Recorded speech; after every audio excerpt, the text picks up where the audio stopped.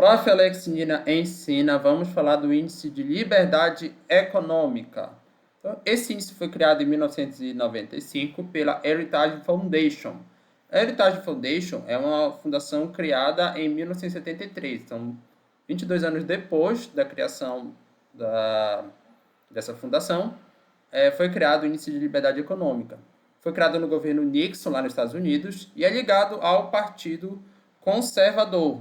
Tá? Então, lá nos Estados Unidos, você só tem dois partidos, o democrata e o conservador. O democrata é o partido de esquerda e o conservador é o partido de direita, mas lá a esquerda e a direita é um pouco diferente daqui do Brasil. Por exemplo, tá?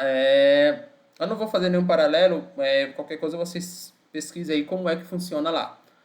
E serviu de base para que o governo Reagan, na década de 1980, adotasse medidas econômicas liberais ortodoxas. Então, o índice de liberdade econômica ele foi criado no seio ali de pesquisadores e de fundações liberais, tá? Década de 80 você já estava muito claro que a União Soviética perdeu a Guerra Fria, e aí os Estados Unidos se colocou como potência soberana, e ali a lógica defendida pelos Estados Unidos do liberalismo econômico ou neoliberalismo começou a se propagar de forma mais forte aí para o mundo, tá?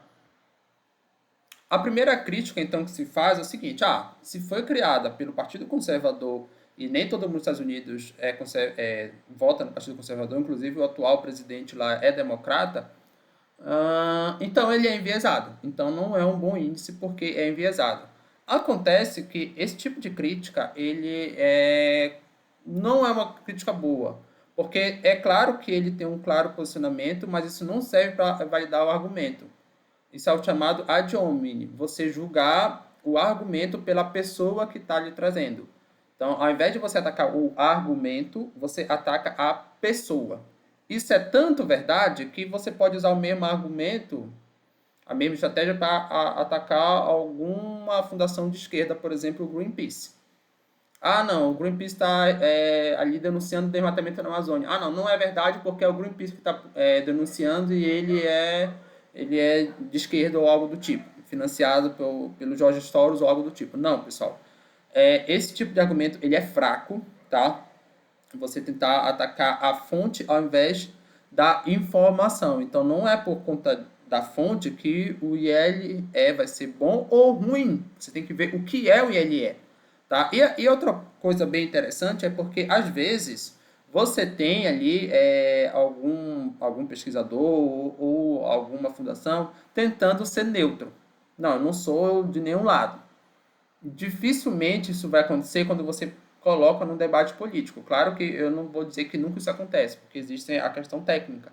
Mas é melhor, por exemplo, eles já falaram, olha, nós somos isso e nós estamos propondo isso, do que eles tentarem dar uma de neutro e na verdade, terem um lado. Por exemplo, muitas vezes a mídia, ela tenta passar uma ideia de que ela é neutra, mas ela está jogando em um dos lados aí do debate político, tá? Isso não só no Brasil, mas em outros países. Então, olha só, existem outros índices de liberdade econômica de teor mais acadêmico, como o Doing Business, do Banco Mundial. Então, academicamente, muita gente critica o ILE pela sua metodologia, enfim. Mas existe esse outro índice que é até mais bem conceituado academicamente, porém, duas coisas são importantes, porque os resultados desse índice aqui, de outros índices de liberdade econômica, são semelhantes ao do Heritage Foundation.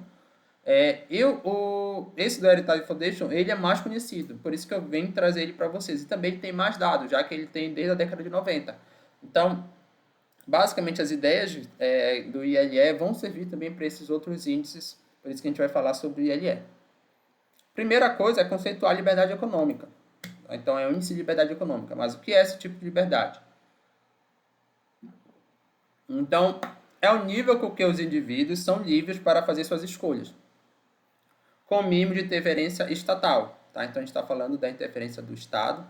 Pode ter outras interferências da família, por exemplo, mas aqui o que nos importa é a interferência do Estado. E a liberdade é isso. Quanto é que o Estado ele deixa as pessoas tomarem decisões. sempre vai existir um nível de interferência estatal. O Estado existe para ali é, controlar a população em algumas medidas e também agir com arbitrariedade na questão do direito e fazer execução às leis básicas para que a sociedade funcione.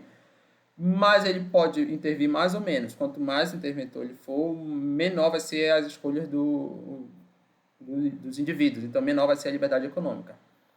Olha só, não é sem interferência estatal, mas a manutenção de senso coletivo de liberdade pautada em normas sociais historicamente construídas, transformadas ou não em lei. Tá? Então tem uma grande discussão do direito positivo, que é aquele que transforma a lei, né, por escrito, e o direito natural, que é aquele que seria algo, em algumas teorias até divinas, né, o direito à vida, enfim. Embora você transforme em lei alguns direitos naturais, outros questionam se os direitos transformados em lei são todos naturais, mas independente dessa discussão, pessoal, é bom a gente falar isso aqui, porque às vezes as pessoas não entendem. Ah, então é de doutrina liberal, então quer ausência de Estado. Na verdade, não. Pelo contrário, o liberalismo vai discutir bastante qual é o papel do Estado. Tá? Claro, existem várias vertentes, até as mais libertárias ou anárquicas, que dizem que não tem que ter Estado de fato. Mas você tem ali, dentro dos liberais clássicos, por exemplo, desde do Edmund Burke para o Thomas Paine, você tem ali uma discussão forte do papel do Estado. O Thomas Paine ele defende ali uma atuação mais forte do Estado, mas ele não deixa de ser um liberal. Tá? Então, é isso que vai discutir. Por quê? O pressuposto é que o Estado ele é importante para ter normas sociais, tá? Pelo menos para transformar essas normas sociais históricas em lei e ter uma discussão democrática de como deve ser essa lei. É tudo isso em teoria. Preceito: indivíduos tendem a tomar decisões melhores para si do que os governos por eles. Isso aqui a gente já falou em aula anterior, que é o seguinte, o exemplo do Bolsa Família. A Bolsa Família ele é uma política pensada no seio acadêmico liberal, praticamente a escola de Chicago ali do Milton Friedman. Então, o Estado fazendo transferência direta de dinheiro. Por que esse tipo de transferência era criticado, inclusive aqui no Brasil, pelos partidos de esquerda na década de 90? Porque tinha aquela ideia de que se der dinheiro para o pobre, ele não vai saber como gastar. Ele vai gastar com bebida, entre outras coisas. Então, você tentou ali em 2003 um programa chamado Fome Zero, que você não dava dinheiro diretamente para a pessoa. Você dava ali o alimento, e era o governo que fazia o contrato de licitação com as empresas. Por conta desse último ponto, que não deu muito certo, entre outras coisas, esse programa. Então, o que você viu que era melhor gerenciamento quando, ao invés de você contratar empresas para prestar serviço, ou mesmo o próprio órgão público para prestar serviço, você dá dinheiro na mão das pessoas e elas vão saber o que fazer. Tá? Parece contra-intuitivo, principalmente na academia, que as pessoas têm esse hábito de acharem que são melhores do que as outras e que decidiriam melhor do que as outras porque tem algum grau de instrução ou algo do tipo. Na verdade, você pode até ter esse grau de instrução, mas só ali o indivíduo que vai saber como é o dia a dia dele. Você não tem como saber todas as variáveis que ele pensa. Então, não quer dizer que ele vai tomar decisões melhores sempre, mas é que eles tendem a tomar melhores decisões. Então, a ideia é que você aumente o nível de liberdade econômica para que os indivíduos não só tomem suas próprias decisões, como também aprendam. Porque existe essa história de você... imagina que você tem um filho e você começa a aprender muito ele. Quando ele ficar adulto, ele não vai saber se tomar decisão. Então, você tem que, por exemplo, ensinar ele a ouvir o não. Mas se você não ensinar a aprender ou passar muita mão na cabeça, por exemplo. Se você não ensinar ele a ouvir o não, se você às vezes não deixar ele quebrar a cara por conta própria, ele não vai estar preparado para a vida adulta. Então, às vezes, mesmo que os indivíduos tomem decisões no curto prazo que são ruins para eles aprendem com isso, muito mais do que alguém tomando decisão por ele e ele nunca aprender nada. Então, beleza. Como é metodologicamente que funciona esse índice? São 4 categorias e 12 aspectos. Então, 3 aspectos em cada categoria. Então, você tem a categoria de regras da lei, inclui direito de propriedade, efetividade judicial, integralidade governamental. O tamanho do governo, você vem com a carga tributária, os gastos governamentais e a saúde fiscal. A eficiência regulatória, a liberdade empresarial, liberdade laboral e liberdade monetária. e a abertura de mercado. Então, você tem liberdade comercial, liberdade de investimentos e liberdade financeira. Percebam que muitas vezes as pessoas só focam no tamanho do governo e particularmente na carga tributária. Mas percebam que isso aqui é apenas um aspecto de uma categoria e o índice é composto por 12 aspectos e 4 categorias. Vamos falar de cada um deles agora. Direitos de propriedade. É essencial para que haja acúmulo privado de propriedade e riqueza, bem como atividade produtiva. Por quê? Olha só, por que eu vou... por que aqui é separado? Porque eu vou plantar maçãs se alguém pode me roubar? Essa é a origem da lei do Estado, tá? É claro que eu posso contratar serviço privado para proteger ali a minha propriedade privada. Só que o que acontece? Quando tem muita gente, esse tipo de mercado de seguros, ele passa a ser mais viável quando você tem uma grande empresa. Por exemplo, no mercado de desastres naturais, você tem poucas empresas, porque geralmente atinge uma coletividade. Então, você tem uma grande empresa, ela vai ter economia de escala. Tá? Então, você acaba criando um certo monopólio da força.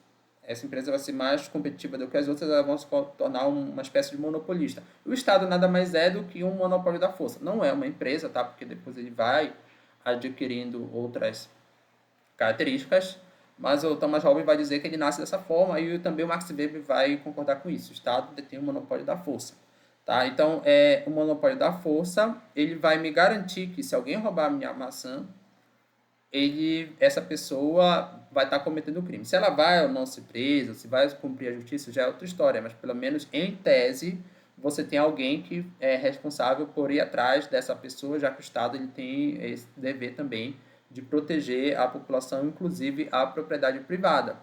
Tá? Então, da feita que tem o Estado protegendo a minha propriedade, eu já fico mais livre para poder acumular riqueza sem que eu fique tão preocupado assim se vão ou não me roubar, tá? O sistema coletivo de produtividade só funciona em pequena escala. Então, antigamente, antes da propriedade privada, você tinha ali uma propriedade que era comum entre as pessoas, né? A sociedade primitiva coletivista. Por que essa sociedade deixou de existir? Aconteceu uma coisa chamada tragédia do Comuns, que a gente já explicou aqui no canal, tem uma aula, que basicamente é o seguinte, os recursos comuns, eles, eles não têm o ônus da exploração privada, embora o benefício seja individual. Então, todo mundo tem um estímulo a explorar cada vez mais eles, mas a degradação ali vai acontecer para todo mundo ao mesmo tempo em pequena escala, mas vai ser prejudicial para a coletividade quando atingir um certo nível. Tá? Então, as pessoas tendem a... Exemplo, se você tem uma região do pescado, tem vários pescadores, todo mundo vai tentar pescar seu próprio peixe. Se eles estão tratando os peixes como recursos comuns, o que vai acontecer?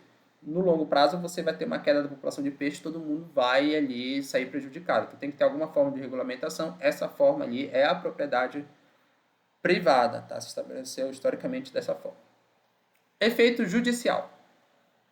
O sistema jurídico precisa funcionar na prática, tá? Então, olha só. Quando o governo acoberta o ladrão que rouba a minha plantação de maçã, a lei tipificada não funciona. Lembra que aqui, ó, a preocupação era alguém pode roubar minha plantação. Tem uma lei que diz que se essa pessoa roubar minha plantação, ela vai ter que devolver o roubo e ela vai ser punida, vai ser presa. Só que, se essa lei não é cumprida, não adianta nada. Então, por isso que tem que ter efetividade judicial, tá? É bem interessante porque isso aqui é um caso de corrupção. O cara rouba minha plantação, só que o governo está cobertando ele. Tá? Isso aqui é típica corrupção que acontece em todos os níveis aqui, principalmente no Brasil. Né? O que vários estudos mostram são fortes correlações entre correlações negativas. Na verdade, são positivas, tá? Positivas entre o tamanho do Estado e a corrupção. Ou seja, quanto mais você aumenta o Estado, e aqui a gente está falando de carga tributária, regulamentação e o próprio índice, maior a corrupção. Tá? Aqui um estudo que mostra isso aqui, na verdade ele faz um apanhado de vários estudos sobre essa situação aqui. Integridade governamental. O sistema jurídico ele precisa ser coeso, não ambíguo.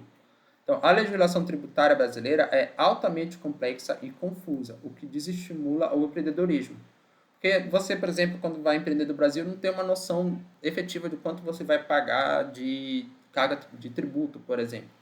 Algumas questões não estão muito claras na lei, então você não sabe se o que você está cometendo é crime ou não. Nem sempre as regras estão claras. Quando as regras não estão claras, é muito arriscado você empreender. Porque de repente você faz todo o fluxo de caixa projetado, baseado numa coisa que você pensa está dentro da lei, e depois, quando você começa a operar, você descobre que está fora da lei. Então, para não correr risco, se a lei não está clara, você não empreende. Carga tributária é o percentual efetivo de tributos que a população paga. Tá? E basicamente tem dois tipos de tributos: a pessoa física, sobre a pessoa física, sobre a renda e o consumo, e sobre a pessoa jurídica, que é antes do lucro líquido e depois. Tá? No caso, são os dividendos. Então, você, pessoa física, vai pagar imposto de renda, e quando você comprar ali um item no mercadinho, você paga também imposto. E se você tiver uma empresa, antes de você oferecer o lucro líquido, você vai pagar um imposto. Tá? São os impostos de contribuição social por lucro líquido, ICSS, ou imposto de renda da pessoa jurídica. E se você for distribuir dividendos, no Brasil não é tributado, mas em outros países é. E tem uma proposta de lei ali para que você tribute dividendos no Brasil. Então, são essas formas que você pode pagar tributo via regra. Tá? Tem uma diferença de imposto para tributo, a gente explorou isso em outra aula. O governo não decide de quem cobra o tributo. Tem uma aula aqui no canal, porque embora o tributo, ele na lei seja sobre a pessoa física ou pessoa jurídica, na prática, nas transações comerciais, se ele tributa a pessoa jurídica, ou seja, a empresa, essa empresa vai repassar parte do tributo para o consumidor, pessoa física. Ela não vai decidir exatamente a parte que ela vai passar, porque isso vai depender do equilíbrio da curva de oferta e demanda. Então, assista essa aula aqui, se você ainda não assistiu, para entender isso. Só um adendo, pessoal. A carga tributária, na época da Inconfidência Mineira, era de 20%. E aí você viu a revolta que foi a Inconfidência Mineira, culminando com a morte de Tiradentes. Hoje, no Brasil, se calcula que a carga tributária está 33%. E se comparado com a Inconfidência Mineira, a revolta popular com essa aqui é muito menor. De alguma forma, o Estado convenceu a população de que você deve pagar cada vez mais imposto, mesmo no caso brasileiro, o Estado não prestando os serviços de qualidade que a gente gostaria. E aí é justamente o próximo indicador, os gastos do governo. Para que a gente vai arrecadar tributos? Olha só, pessoal. Vou ter que pagar parte do que eu produzo, do que eu ganho para o governo na forma de imposto de renda. Beleza, eu tenho interesse em saber o que o governo vai fazer com esse meu dinheiro. O que é que ele vai fazer com esse meu dinheiro? Então, é melhor o governo gastar dinheiro com construção de estádio de futebol ou obra de saneamento? O que é que você acha? Eu gosto de futebol, apresento com a camisa de time, mas, sinceramente, para mim não faz sentido. Se o governo vai arrecadar dinheiro e efetivamente ele não vai ter dinheiro infinito, ele vai ter que escolher com o que gastar, é melhor que ele gaste com saneamento. Eu quero ter água boa aqui em casa. Ou estimular empreendimento, qualquer coisa do tipo. Infraestrutura de saneamento. Não com estádio de futebol. Não vou morrer se eu deixar de ir para um jogo de futebol ou algo do tipo. E aí a gente pode pensar em várias alternativas que tem de políticas públicas. Sempre você vai ter umas melhores do que as outras e vai ter que escolher aquelas que são prioritárias, porque o orçamento público não tem como ele ser infinito, nem tem como o governo arrecadar o máximo que ele pode, porque existe a curva de Laffer, que a gente já falou aqui no canal, nessa playlist. O aquecimento do mercado via governo tende a ser provisório, tá? E o exemplo é a indústria da construção civil durante a Copa, perdão. Tá? O governo pode dizer assim, vou construir estádio porque isso vai aquecer a economia, isso vai aumentar o PIB, vai aumentar a arrecadação de imposto. Essas coisas tendem a durar pouco tempo. Na verdade, o próprio Keynes sabia disso, tanto que ele dizia que as políticas contracíclicas de estímulo estatal à economia, elas precisam ser provisórias. Então, um exemplo disso aqui é o estádio lá de Manaus, tá? Manaus, com todo respeito, eu sou paraense, o pessoal do Amazonas às vezes tem uma treta que não existe entre um e outro, que não deveria existir, tá? não tem a tradição do futebol, por exemplo. Então, o estádio que tem lá de Copa do Mundo, dificilmente você tem um grande público lá em Manaus. Geralmente é quando o time de fora vai lá jogar. O time de fora que eu digo é time do Rio de Janeiro, de São Paulo ou coisa do tipo. Mas time local mesmo, você não tem uma torcida de massa, diferente do estado do Pará, que realmente do norte do país é o estado que tem mais tradição no futebol. Então, um estádio lá talvez faria tanto sentido para longo prazo. Mas o que aconteceu lá em Manaus foi a construção de um estádio que ficou o que a gente chama de elefante branco. Tá? Aí fora as questões ali, se os gastos foram suficientes, se teve ali corrupção no meio, não sei especificamente da Arena Amazônia, mas você teve vários problemas ali com o estádio de Copa do Mundo. Então, acontece que durante aquele momento, você teve de fato o aquecimento da economia durante a Copa lá em Manaus, mas depois que passou a Copa, não teve mais um retorno adequado. E talvez não, com certeza a obra de saneamento seria melhor nesse sentido. Saúde fiscal, equilíbrio entre o montante arrecadado e o empenhado. Tá? Então é isso, você tem que arrecadar, mas você não pode gastar mais do que você ganha. Isso é um princípio da economia domiciliar que deve ser sim aplicado na economia estatal. Eu já vi alguns defensores, algumas pessoas contrárias a esse princípio, dizendo o seguinte: o Estado não funciona como uma economia doméstica, uma economia ali de uma casa. Por quê? O governo pode imprimir moeda. Isso são os argumentos. Só que quando o governo imprime moeda, ele causa inflação. Então, não tem uma saída tangível. Gastar mais do que arrecada pode até acontecer no longo prazo. Ele pode pegar um empréstimo, pode de fato imprimir moeda, pode fazer várias coisas. Mas isso em vários países, historicamente, tem mostrado que não funciona.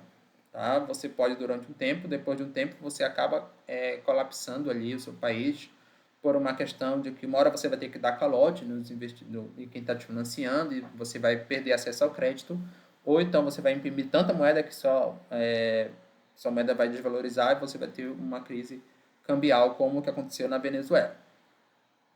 Então, os governos podem gastar mais do que ganham dessas duas formas, ou fazendo dívida, e aí você compromete o bem-estar das futuras gerações, afinal você vai ter que pagar os juros dessa dívida, ou gerando inflação via impressão de moeda. Essas opções, elas são até aceitáveis em algumas situações. É basicamente isso que o Keynes dizia, tá? Exemplo. Vou fazer uma dívida para combater a Covid-19. Ok, é razoável você estar num momento de pandemia e aí você vai pegar empréstimo internacional para combater. Ou mesmo imprimir injeção de dinheiro para recuperar a confiança no mercado financeiro. Por isso que as pessoas não entendem quando o governo imprime dinheiro, como foi em 2008, e não chegou a doar, mas injetou nos bancos privados. O governo está ajudando os bancos. Na verdade, é o seguinte: o sistema bancário hoje, o sistema financeiro, ele funciona com uma reserva que é muito abaixo do total de dinheiro que está circulando na economia. E aí, total de dinheiro dos investidores, melhor dizendo. Então, se todo mundo for resgatar dinheiro no banco, dos seus investimentos, o banco não vai ter dinheiro, não vai ter liquidez, tá? E isso que acontece no momento de crise financeira. As pessoas vão resgatar dinheiro e os bancos vão estar falindo, isso causa uma crise em cadeia. O que é que o governo faz? Ele coloca dinheiro nos bancos para que esses bancos consigam pagar as pessoas e depois esses bancos devolvam o dinheiro. E as pessoas não ficam essa corrida para os bancos para sacar dinheiro porque está vindo uma crise. E aí você recupera a confiança das pessoas no mercado financeiro e você sai da crise dessa forma. Tá? Acontece que isso aqui, essa injeção de dinheiro, não pode ser uma política de longo prazo, porque isso vai instabilizar a moeda. Liberdade empresarial.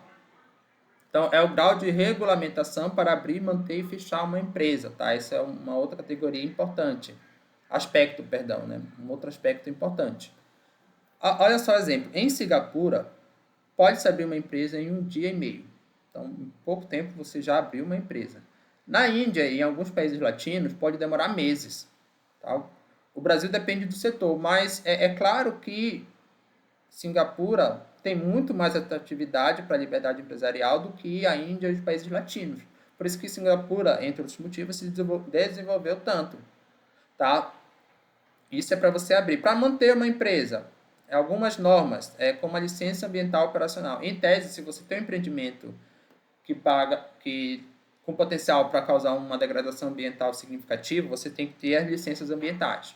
A licença prévia de operação e de instalação. Na verdade, prévia de instalação e de operação. A licença de operação, você tem que estar renovando ela sempre. Se só a licença de operação expirou, você vai ter que emitir uma nova licença. E para tudo isso tem custos, tem regulamentação, você tem que seguir critérios. Tá? Não estou falando que não tem que ter licença ambiental. Não interpreta dessa forma.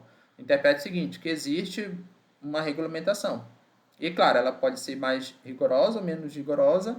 Isso sempre vai ter um equilíbrio. Tem a questão de você preservar o meio ambiente, mas também não fazer com que isso prejudique a economia. Para você fechar uma empresa, também existe certa burocracia. Você não fecha, vou fechar uma empresa, decidi hoje, amanhã estou fechando. Não é assim que funciona nos países.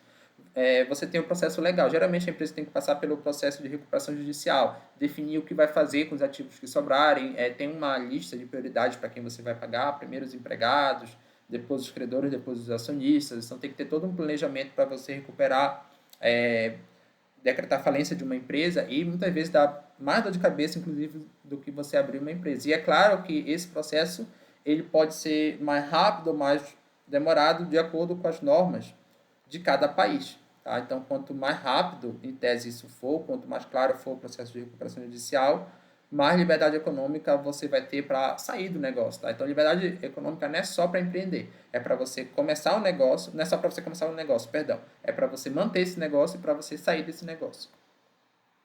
A liberdade laboral é a acessibilidade de indivíduos a oportunidades de empregos com livres decisões contratuais. Então, aqui, pessoal, a gente está falando da a liberdade que você tem de se oferecer uma vaga de uma certa empresa.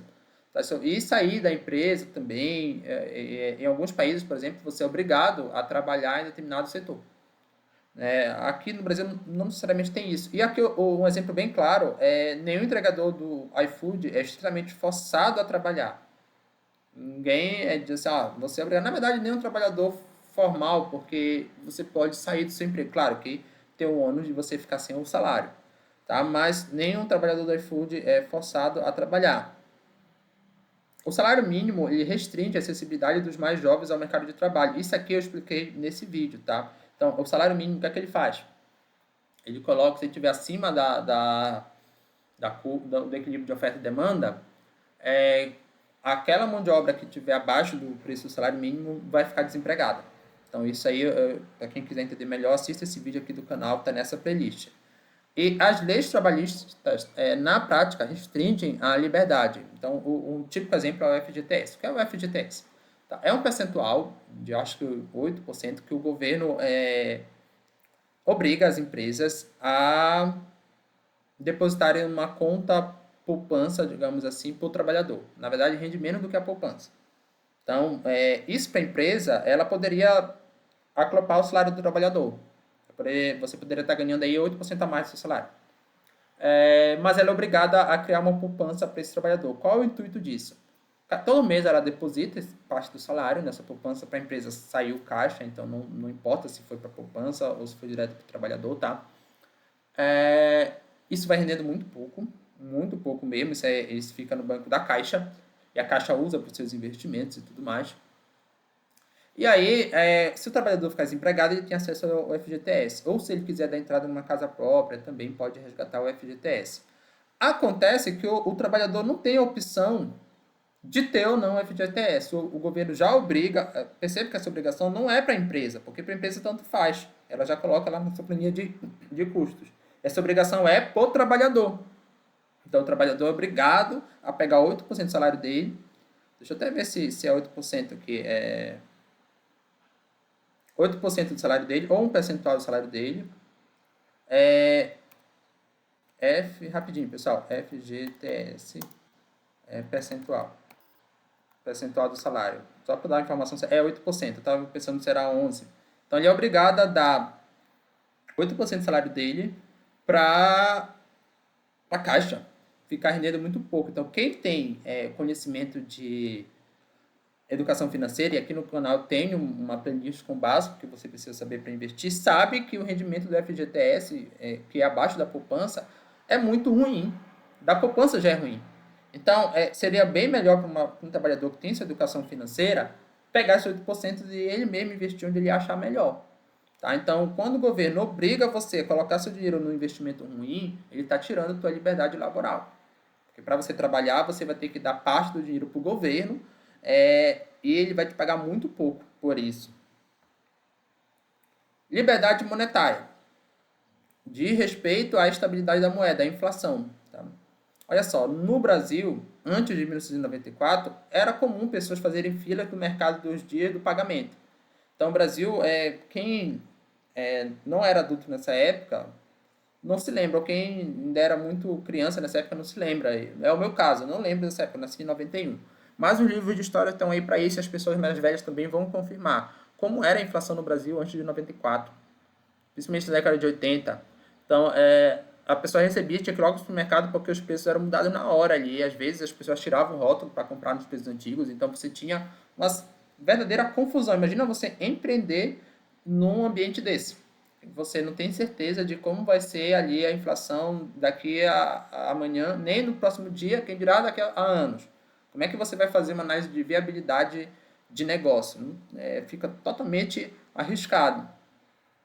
Tá? Então, é muito incerta essa análise, quando você não tem o mínimo de previsibilidade acionária e de juros, consequentemente, reais da economia.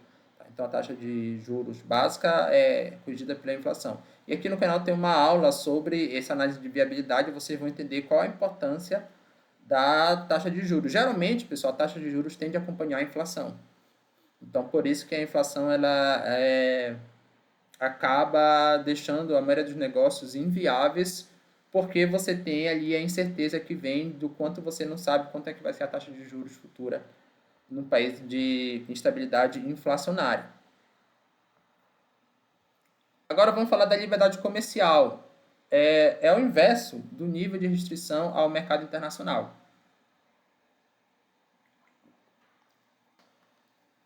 Então, a gente já falou aqui em outras aulas que o mercado internacional ele tende a aumentar o valor agregado do mercado ou o bem-estar econômico, tá?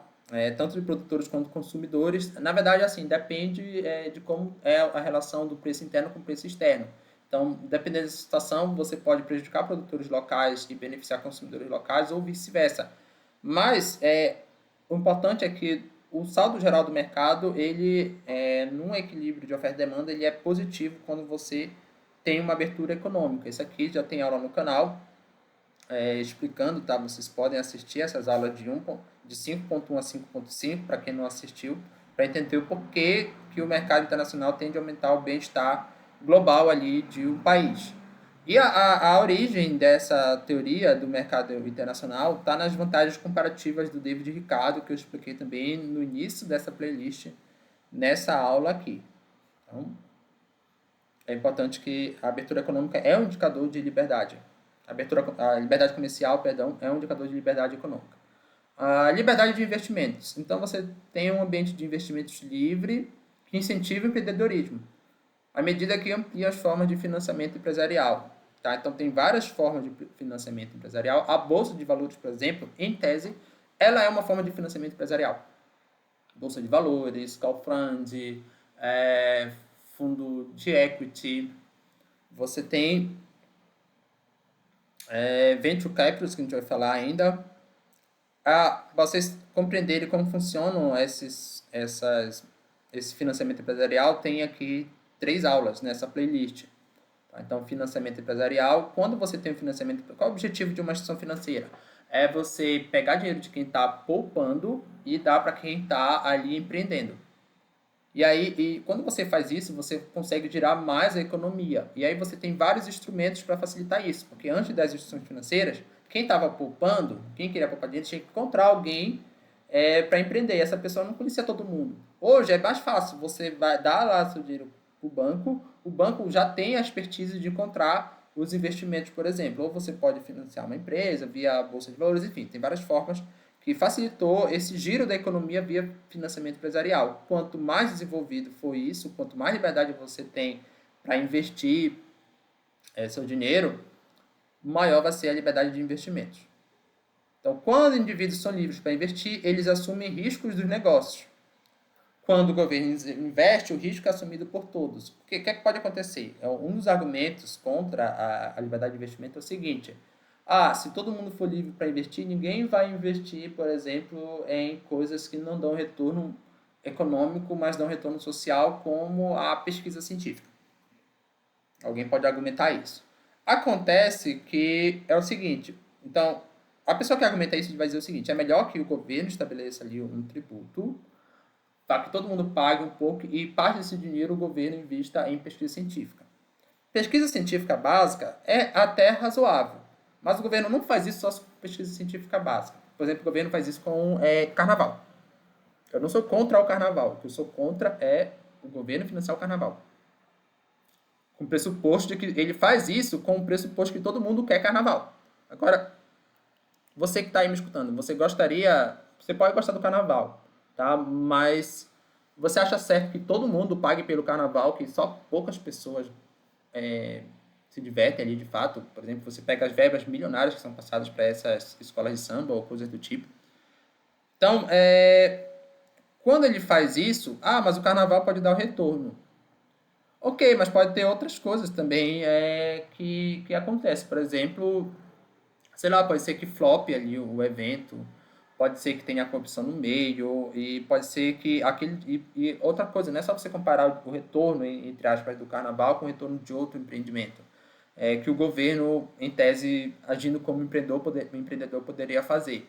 É você comparar, de fato, o benefício social que isso gera.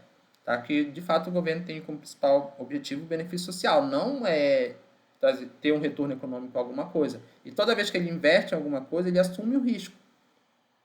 E aí ele está assumindo o risco por nós. O problema disso é que se ele assumir o risco errado, outro exemplo, o governo vai investir em uma grande empresa, política de campeões nacionais. Se essa empresa der certo, ela traz muito retorno para o país e isso aumenta o bem-estar da população. Mas e se a empresa der errado? E se o governo começar a investir um monte de empresa que dá errado? E aí, a gente vai estar assumindo esse risco, mesmo se a gente não queira. Quando você tem a liberdade de investimento, você deixa as pessoas assumirem risco ao invés do governo. Mas alguns bens que são desejáveis não vão ser feitos pela iniciativa privada, exemplo da pesquisa científica.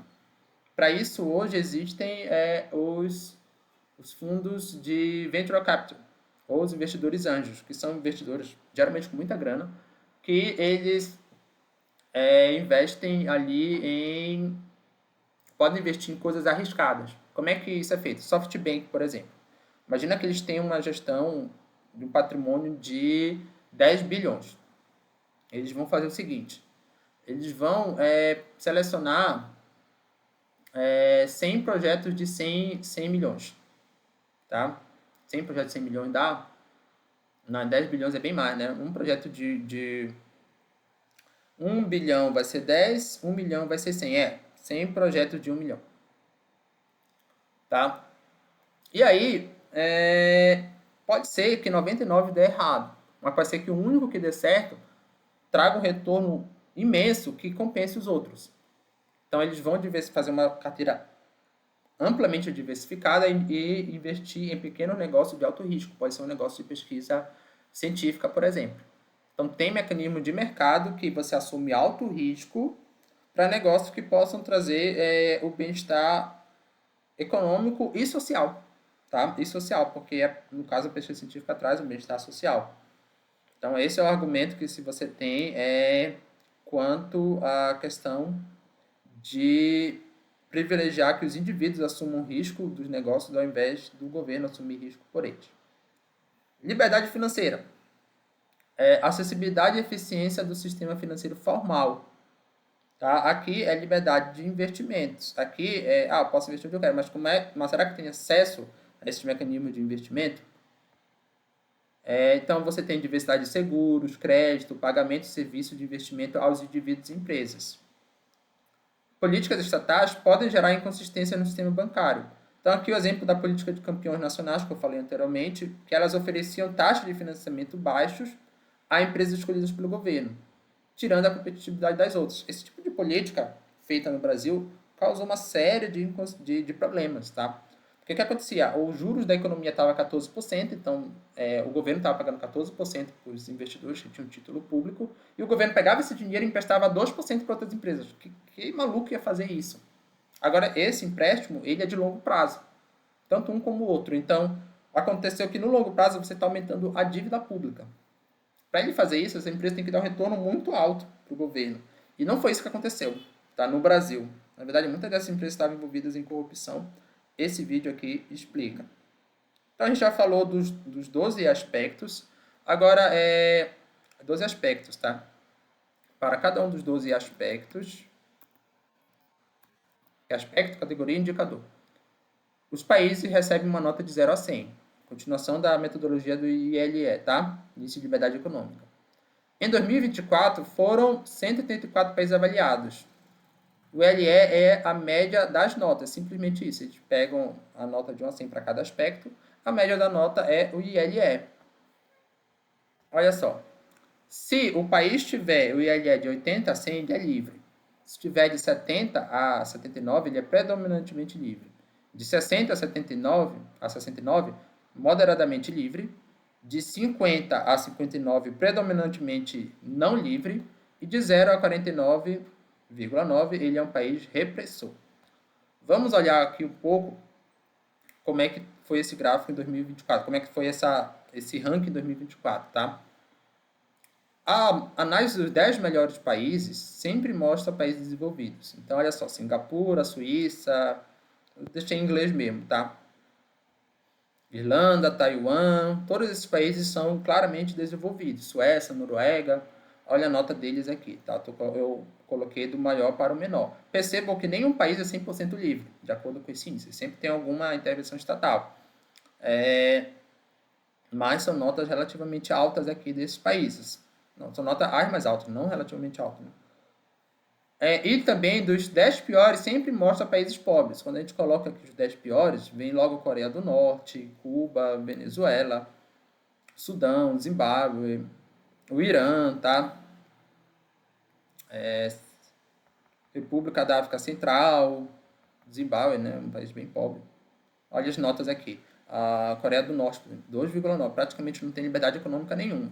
Aí você já tem Cuba com 25, até Burma com 42.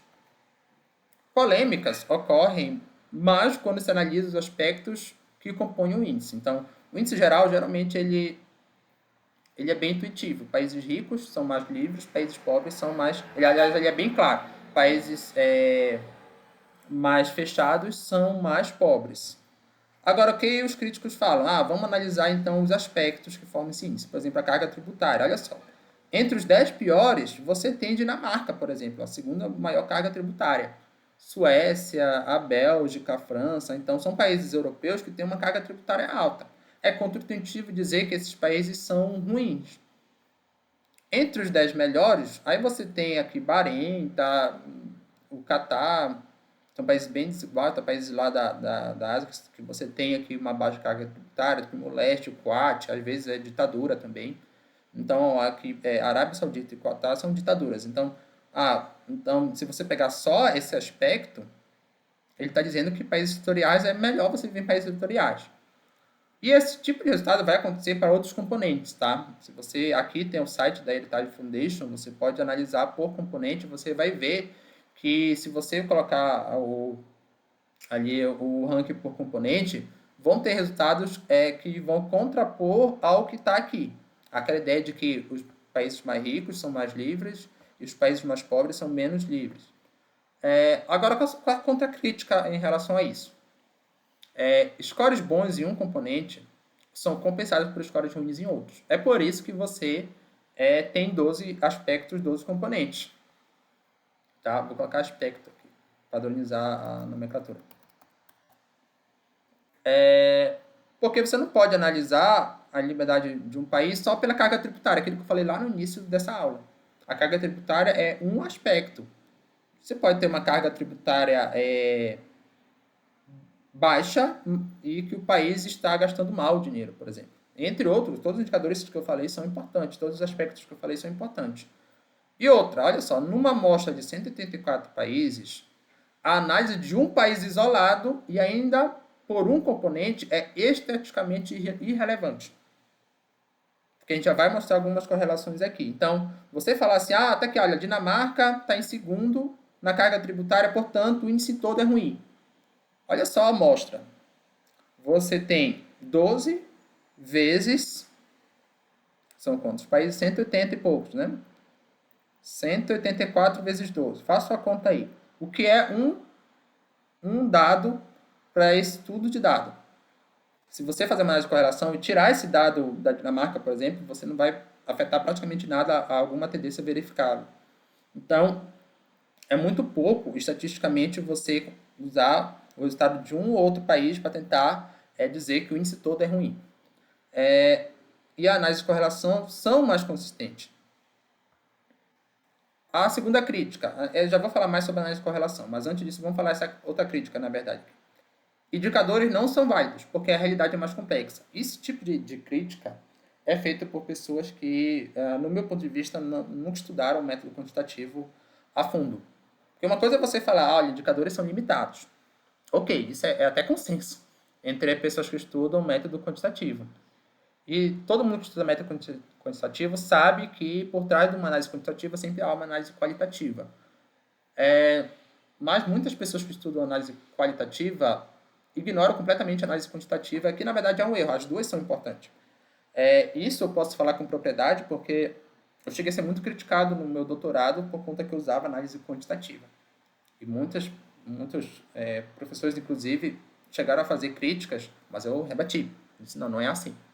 Chegaram a falar que minha tese de doutorado não tinha validade nenhuma porque era análise quantitativa. Eu queria estudar pobreza e eu não podia estudar pobreza pelo método quantitativo. E, na verdade, eu defendi isso. Falar, olha, eu posso estudar assim. Não quer dizer que a minha conclusão vai ser última e determinada. Na verdade, nenhum trabalho vai ter uma conclusão última. Isso não é ciência. Então, o método quantitativo ele é importante porque não se gerencia o que não pode medir. Como é que eu vou saber, por exemplo, se o Brasil está ficando mais pobre ou menos pobre se eu não consigo medir isso aí? Uma política pública como tem a pobreza. Beleza, tem que ter o antes e depois. A avaliação de política pública, antes, ex, depois. Eu tenho que medir para saber se a política está funcionando ou não. Não tem como fugir disso. Outra coisa é você discutir se o indicador é bom ou ruim, é outra coisa. Mas dizer que não tem que ter indicador é completamente furado. Não é ser cego por número. Tá? E outra coisa, quem critica determinado indicador deveria, no mínimo, propor um indicador melhor. Esse índice não é bom. Ok, mas qual seria o índice, então, ideal para a gente comparar ali os países, tá? O desenvolvimento dos países ou coisa do tipo. Dito isso, vamos falar de correlação com outros indicadores de bem-estar. E de fato é isso. Não, esse índice não é bom, o índice melhor seria o IDH ou coisa do tipo. A gente começa então a fazer correlação desse indicador e ver o que é que ele difere de outros indicadores. No próprio relatório do ILE, está se baseado nessa aula. Na verdade, até aqui, a parte da aula foi baseada no site do ILE, com algumas links que eu coloquei. A partir daqui é baseado no relatório de 2023, porque ainda não fizeram esse relatório para 2024. Então, mas não vai mudar muita coisa, porque historicamente isso não tem mudado tanto. Olha só. PIB per capita, o primeiro indicador que quando você fala de desenvolvimento é o Produto Interno Bruto per capita. Isso eu falei nessa playlist dessa disciplina, a importância da produtividade para o desenvolvimento de um país, né? O desenvolvimento socioeconômico. E aí você tem que corrigir pelo poder de compra, porque só o PIB ele pode não dar uma noção ali do poder de compra local, tá? Da moeda, enfim. Então você tem que fazer essa correção. Quando você faz essa correção, aí o que é que você coloca aqui? O PIB numa variável, no eixo, perdão, que é uma variável PIB, e no outro aqui o índice de liberdade econômica. Isso aqui é análise de correlação. Aí você plota aqui os pontos nesse gráfico e você vê se tem alguma tendência. O que é que esse gráfico está mostrando? Quanto mais eu aumento a liberdade econômica, mais eu aumento o PIB per capita. Ou seja, se a gente usar a liberdade econômica como indicador de desenvolvimento, e correlacionar isso com o PIB, vai dar uma correlação positiva. Tá? Então, se o PIB é um indicador de desenvolvimento, melhor dizendo, a liberdade econômica também porque eles são correlacionados. A gente olha aqui por classe, ó, o PIB dos países. Os países mais livres têm um PIB bem maior, quase 100%, PIB per capita, né? Quase 100 dólares. Né? Eu acho que isso aqui é o... Acho que deve ser o diário, né? Ou... Ah, não, é o anual, geralmente anual. PIB anual, per capita anual é 92 mil dólares. Isso aqui é mil, porque essa vírgula aqui no inglês é como se fosse nosso ponto. Então, os países mais livres, eles vivem com 92 mil dólares em média, um cidadão do país livre, 92 mil dólares em média por ano. Nos países mais repressivos, você vive com 8 mil dólares por ano. Ou seja, menos de 1.000 dólares ao mês. Isso é a média da população, né? Considerando ali um país desigual como o Brasil, a população mais pobre vai ser menos média, com menos renda ainda. Alguns estatísticos consideram que a análise de corte temporal é mais convincente do que a transversal. Isso aqui é bem interessante, tá? O que é transversal? Análise transversal. São vários países do mesmo ano, ou várias amostras do mesmo ano. Eu quero fazer uma análise de dados transversais dos estados do Brasil. Então, pego lá o ano de 2023 para cada estado do país. São 26, né, tirando o Distrito Federal ali, 26 amostras. Tá? Para o mesmo ano. Eu quero comparar o PIB entre eles. Temporal é assim. Eu vou escolher um estado. Vou escolher o estado do Alagoas só. Esse é meu recorte geográfico. E aí eu vou comparar a evolução dele. Como é que tem evoluído o PIB de Alagoas de 2000 a 2023? Perceberam a diferença? O painel é a junção dos dois. Então, eu vou pegar os 26 estados e vou analisar no período de 2000 a 2023. Aí você tem ali 26 vezes 24 anos. E aí, por que alguns pesquisadores dizem que a análise temporal é melhor? Porque o que importa é você ver a evolução. Tudo bem, mas será que esse país aqui ele está embaixo? Mas será que se aumentar a liberdade econômica, ele vem de fato para cima? Ele vem para cá? Ou os países que estão aumentando a liberdade econômica estão ficando com maior PIB, outro indicador? Então, inclusive, um estatístico que eu gosto relativamente é o Lomborg, na área ambiental, ele fala isso, que quando você analisa indicadores, você tem que analisar tendências, tá? O mercado financeiro todo funciona com base em tendências, tudo isso é bem interessante. E essa pergunta é bem válida, então. Será que as correlações de IL são fortes também para cortes temporais? Porque essas correlações aqui, são de cortes transversais. A variação do PIB para países que aumentaram e reduziram o seu índice de liberdade econômica. Olha só.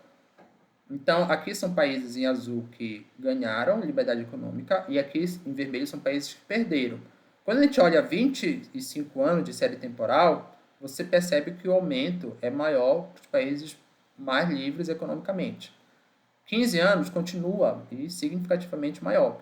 Quando você pega os últimos 5 anos, aí não tem diferença. Mas aí a gente tem que entender que o índice de liberdade econômica reduziu em praticamente todos os países por causa que a gente teve uma pandemia também. Está contando aí, os últimos 5 anos teve pandemia. E também os efeitos da liberdade econômica não são de longo prazo. Às vezes, é até comum aquele estímulo inicial que eu falei que o governo dá quando ele faz uma obra pública.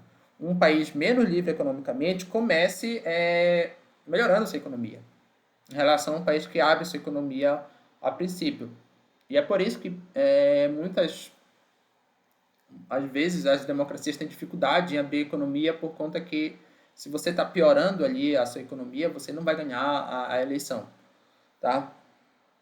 Só que, no longo prazo, os dados são muito claros, que os países que resolveram abrir sua economia tiveram uma melhora no PIB aqui, né? E, consequentemente, também no PIB per capita. Quando o ILE aumenta, a economia global expande e a pobreza cai. Aqui você está olhando para todo mundo. Então, a média da IL aqui está subindo, tá? Mas com uma queda aqui no tempo da pandemia, aquilo que eu falei ainda há pouco. Com a pandemia, os governos tiveram que intervir mais. E olha o que acontece com o PIB também. Tem uma tendência de crescimento, claro, com uma queda na pandemia. E a pobreza absoluta, ela está caindo junto com o crescimento do PIB. e o aumento da liberdade econômica. Então, quanto mais liberdade econômica, mais produtividade e menos pobreza absoluta você tem. Tende a ter ali no mundo, tá? No mundo inteiro tá essa tendência muito clara. Crítica: a pobreza econômica é limitada, devendo ser mensurada de forma multidimensional. Então, um exemplo para essa crítica, eu estudei pobreza na minha tese, é o seguinte: ser pobre no Brasil é diferente de ser pobre na Europa. Quando você é pobre no Brasil, você não tem um governo lhe prestando uma assistência social, não tem ensinamento, não tem uma educação boa, não tem uma infraestrutura ideal, não tem regiões arborizadas, não tem assistência social, não tem nada disso. Pelo menos em quantidade e qualidade adequada. Na Europa é diferente, porque você tem um assistencialismo muito forte, por isso que a carga tributária dos países europeus é alta. Então, você ser pobre na Europa, o Estado te fornece de uma condições para que você viva ali com razoável qualidade comparado com um pobre no Brasil. Então, quando você mensura a pobreza econômica, é a renda da pessoa com relação ao que ela pode consumir na economia. Ah, mas esses serviços lá na Europa, eles não vêm da renda da pessoa, eles vêm do tributo que a sociedade toda paga. Então, essa é uma crítica bem interessante à pobreza absoluta, que faz citar alguns indicadores, então, que seriam, na visão de alguns autores, mais interessantes para você analisar a pobreza. Primeiro, o índice de desenvolvimento humano, aí sim você vai analisar serviços que as pessoas têm disponível, tá, de saneamento, alfabetização, ou mais recentemente o índice de pobreza multidimensional, IPM, que aí você vai medir a pobreza não só por uma dimensão econômica, mas também por outras dimensões. Acontece que nas economias monetizadas você tem uma correlação muito forte da renda média da população com o IDH. Tá? Até porque a renda é um indicador do IDH e do IPM, mas ele acaba sendo um indicador que é bastante correlacionado, por exemplo, em relação aos outros. Mas, além disso, o que o relatório mostra é que a média da pobreza multidimensional entre países repressivos e livres é muito claro que os países repressivos eles são mais pobres multidimensionalmente falando. Ou seja, a população, além dela ter uma renda menor, ela também tem menos acesso a serviços públicos gratuitos, por exemplo. Tá? Os países mais livres, você tem uma pobreza multidimensional menor. Aqui com o IDH, ó, países mais ricos você tem maior IDH, países mais livres, perdão, você tem maior IDH. Conforme você vai diminuindo aqui o índice de liberdade, você vai diminuindo também o IDH. Então, acaba que mesmo para esses indicadores multidimensionais, o índice de liberdade econômica continua funcionando. Crítica. Liberdade e crescimento econômico levam à degradação ambiental. Aqui é outro tipo de crítica, a questão ambiental. Qual é uma resposta a isso? Crescimento econômico promove inovação e conscientização, que, por sua vez, promove processos produtivos mais ecoeficientes. Isso aqui é a hipótese de Kurznes ambiental. Kurznes foi o economista polonês que criou o indicador PIB, e depois esse indicador foi usado para a questão ambiental. Kurznes dizia que o PIB aumentando, você ia melhorar as condições de vida sociais. E depois, outros pesquisadores disseram que não só questões sociais, mas também as condições ambientais iam melhorar justamente por conta disso. Os processos produtivos iam ficar mais eficientes, particularmente ecoeficientes. Tá? E a população também ia ficar mais consciente. Tem aula aqui no canal sobre o efeito Kurznes ambiental, na verdade uma playlist inteira sobre desenvolvimento sustentável. Vocês podem assistir para ver as correntes que se tiveram, particularmente aqui a gente está falando da sustentabilidade fraca que defende. É claro que essa hipótese ela é passível de críticas na literatura, mas é uma resposta razoável, até se a gente perceber que atualmente países ricos têm normas mais rígidas e também processos produtivos mais ecoeficientes no que tange isso ser usado também, às vezes, como um argumento que esses países utilizam para países pobres não degradarem o meio ambiente e não se desenvolverem por conta disso. Tem uma discussão muito intensa sobre essa questão ambiental, tá? Mas, olha só, quando a gente pega o índice de liberdade econômica e correlaciona com o índice de inovação global, já que a inovação aqui é um aspecto importante, você tem uma correlação positiva. Então, liberdade econômica aumenta a inovação global. Se aumenta a inovação, você pode criar processos produtivos mais ecoeficientes. E se você correlaciona com o índice de performance ambiental, que é outro índice da questão ambiental, você encontra isso aqui, ó. uma correlação também bem forte, mostrando que países com maior liberdade econômica também possuem melhor performance ambiental, e conforme a liberdade econômica vai decaindo, a performance ambiental vai caindo. É só vocês pensarem, por exemplo, onde foi o maior acidente ambiental, desastre, melhor dizendo, ambiental do século XX. Foi na União Soviética, lá em Chernobyl. Então, se restrição da liberdade econômica levasse a melhor controle ambiental, não faria muito sentido ser na União Soviética. Tudo bem que eu estou cometendo o mesmo erro de pegar um caso isolado. Tá? Isso, de fato, não dá para você generalizar e dizer, então eu deduzo logo que sempre que você, por esse caso isolado do Chernobyl, deduzo que países menos livres degradam mais o meio ambiente. Não é assim que funciona, porque não é representativo. Mas aqui sim, você tem uma correlação com uma certa significância estatística, mostrando muito claro que os países mais livres você tem melhor performance ambiental. Outras correlações fortes do ILE foram com o índice de democracia.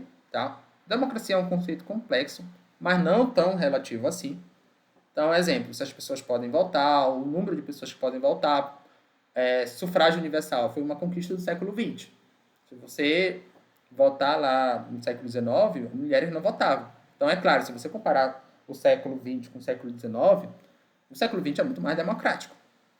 Tá? Agora, sim, a gente tem uma ideia, eu acho, errada de democracia. A democracia é o sistema perfeito. Não é perfeito e nem vai ser o melhor sistema, porque as pessoas, às vezes, elas não vão votar nos melhores representantes. O que acontece com a democracia, ela dá a oportunidade de você, se as coisas estiverem ruins, mudar os representantes. Coisa que, por exemplo, uma tirania não tem. Ou uma monarquia, por exemplo, em tese, não tem. Também você tem a capacidade de se expressar, de manter organizações partidárias, tudo isso são possíveis indicadores aí de democracia, tem como você mensurar isso, por isso que não é um conceito relativo, como dizem por aí. E esse índice de democracia é altamente correlacionado com o ILE. E o índice de progresso social também, que avalia a mobilidade social. O que é essa mobilidade social? É a questão de você poder se mover numa sociedade. Então, se você nasce numa sociedade da Índia antiga, é o sistema de castas que predominava. Você nasceu pobre, você vai ter que morrer pobre. No capitalismo, no que tange ter desigualdade, eu já falei sobre essa discussão entre pobreza e desigualdade em outras aulas, é possível uma pessoa nascer pobre e melhorar de vida. Na verdade, isso é o mais comum que acontece entre as gerações, porque você tem maior mobilidade social à medida que você tem maior liberdade econômica. Outra crítica interessante é o seguinte, eu mostrei um monte de análise de correlação, mas correlação não é causalidade. Tá? Isso é uma premissa bem interessante dos métodos quantitativos. Eu vou explicar isso para vocês. Aqui, são dois indicadores. Venda de sorvete e ataque de tubarão. Se a gente pegar uma análise de correlação, não é bem esse tipo de gráfico, tá? A gente vai ver uma correlação forte entre essas duas variáveis. Mas por que elas são correlacionadas? Porque tem uma terceira variável que é o calor. Então, nos meses mais quentes, você tem mais pessoas consumindo sorvete, mais pessoas nadando na praia e, consequentemente, mais ataque de tubarão. Não é que ataque de tubarão leva ao sorvete ou vice-versa. Leva ao consumo de sorvete ou vice-versa. Então, não tem uma causalidade entre essas duas variáveis. Tem uma causalidade entre uma terceira variável e essas duas aqui. Por ter uma correlação que a gente chama de espúria aqui. Num gráfico, isso aqui poderia estar altamente correlacionado, mesmo que não tenha relação de causalidade entre elas. Por isso que toda vez que a gente faz uma análise de correlação, tem que ter uma análise lógica por trás, um método qualitativo lógico que mostra o porquê aquela variável estaria correlacionada com a outra, e não só correlacionada, mas aquela variável, mudança de uma variável x causaria uma mudança na variável y. A principal crítica, então, que você tem com relação a essa correlação com causalidade é do livro chamado Chutando a Escada. Um sul-coreano escreveu, o Chang, de 2022. O argumento central desse livro é o seguinte. Países ricos se desenvolveram a partir de políticas protecionistas. Então, exemplo, Estados Unidos, Alemanha, Japão e Coreia do Sul. Esses são os exemplos que ele dá no livro. Então, ele diz assim, que esses países primeiro foram mais restritivos, depois que estavam desenvolvendo, que eles começaram a divulgar para o mundo uma maior liberdade, sendo que essa liberdade aumenta a desigualdade e beneficia eles em detrimento dos outros países. Olha só, mas agora que são ricos propõem políticas liberais para que países pobres não se desenvolvam. Tá? Mesmo que sejam países pontuais, então o primeiro argumento dele está errado porque ele está pegando só 4 exemplos. E o mundo tem muito mais do que 4 países. Até porque ele está partindo do pressuposto que os países pobres que liberaram a economia não se desenvolveram, quando os gráficos mostram o contrário. Mas a gente entende que são países chaves, né? Então o método qualitativo ele serve para isso, mesmo que sejam pontuais, já que a gente está pegando um país-chave, no caso aqui são países que sempre tiveram aí na vanguarda, o próprio Estados Unidos aí, a superpotência atual. Então, de fato, isso é válido. Qual é a contracrítica que se tem contra isso? O livro cita algumas práticas protecionistas, o que é insuficiente para dizer que o país todo era protecionista. Então, o erro que ele cita é o seguinte, sei lá, os Estados Unidos financiou a Apple, que é muito utilizado, né? Não é que ele financiou, é que tinha uma infraestrutura ali para a Apple. Então, o protecionismo fez com que a empresa se desenvolvesse. Só que, você pegar uma medida para dizer que o país todo é protecionista, é de uma irracionalidade muito grande, porque o protecionismo e o liberalismo não são variáveis binárias. Ou o país é protecionista ou é liberal. Não. Tá? Na verdade, existem diferentes níveis aqui entre o protecionismo total e o liberalismo, ou a liberdade econômica. Por isso que é um índice. Por isso que tem valores de 0 a 100. Não é só, esse país é protecionista, é 0. Esse país é mais livre, é 100. Não, é um índice. Então, para eles analisarem aqui o protecionismo desses países, eles teriam que, no mínimo, comparar com os outros países. Olha só. O exemplo dos Estados Unidos. No século XVII, o mundo era muito mais protecionista, porque você tinha ali a escola mercantilista como dominante. E o mercantilismo defendia o quê? Que as importações teriam que ser maior do que as exportações. Então, você tinha que, aliás, ao contrário, as exportações teriam que ser maior do que as importações. Então, você deveria proteger ali o comércio nacional. Então, você tinha que ser protecionista. No mundo onde todo mundo era protecionista, você dizer que os Estados Unidos era o único país protecionista, está errado. E se talvez o protecionismo dele fosse um pouco menor do que o dos outros, ou seja, ele fosse um pouco mais livre do que os outros, então você dá para dizer que naquele contexto ele era o país livre. Aí você já cai por terra todo o argumento aqui usado para dizer que os Estados Unidos se desenvolveram por conta do protecionismo. Tá? Olha só, boa parte do mundo era colônia de algum lugar e a colônia só podia comercializar com metrópole, é o próprio exemplo do Brasil, protecionismo de Portugal aqui, né? Como todos eram altamente protecionistas, não há como afirmar que foi o protecionismo que trouxe desenvolvimento. Olha o exemplo aqui.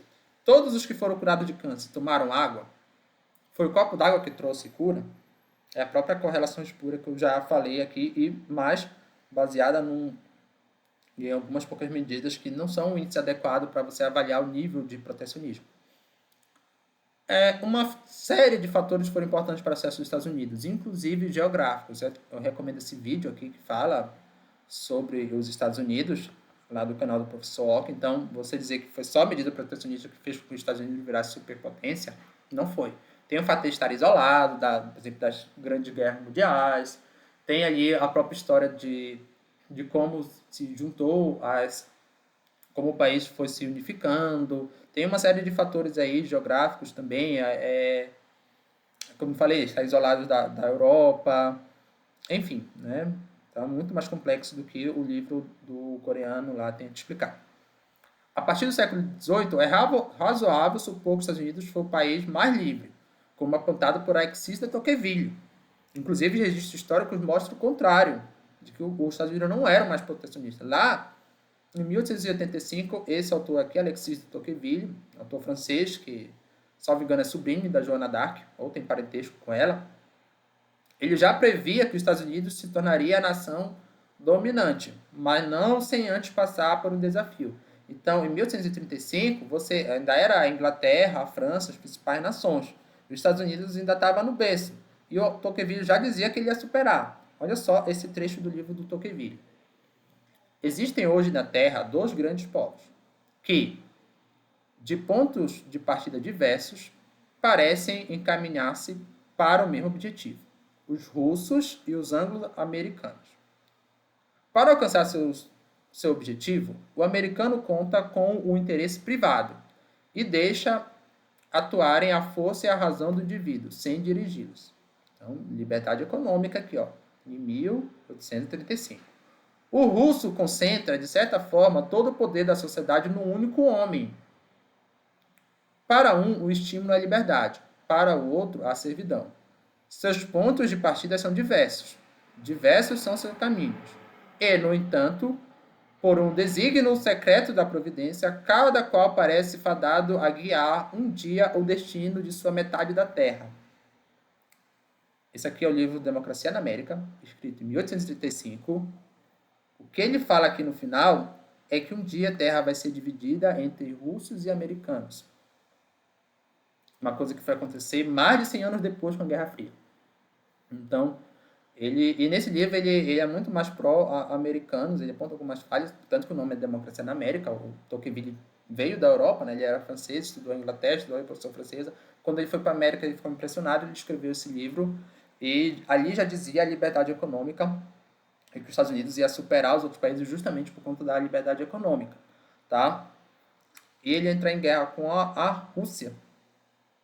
A Rússia, sim, era mais protecionista na época e foi depois no século XX.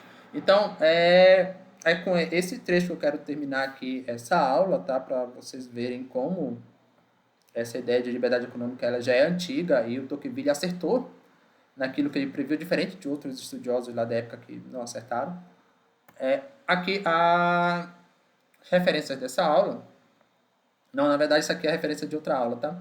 Vocês ignorem isso aqui. A referência dessa aula são aquelas que eu falei. O relatório do Índice de Liberdade Econômica de 2023 e o próprio site, que coloquei o link também na aula do ILE de 2024, além de várias fontes que eu coloquei aqui na aula. Não esqueça de curtir, compartilhar e se inscrever no canal.